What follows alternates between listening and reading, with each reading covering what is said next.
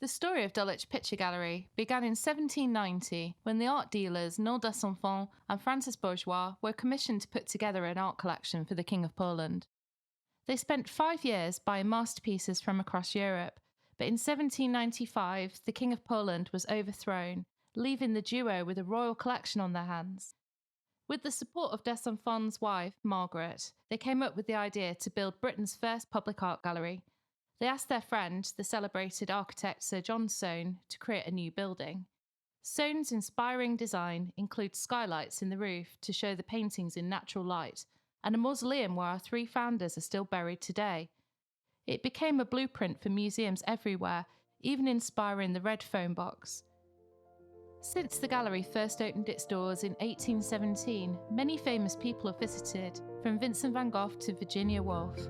We honour the vision of our founders by being a welcoming art gallery for everyone, a place to spark creative ideas and imagination.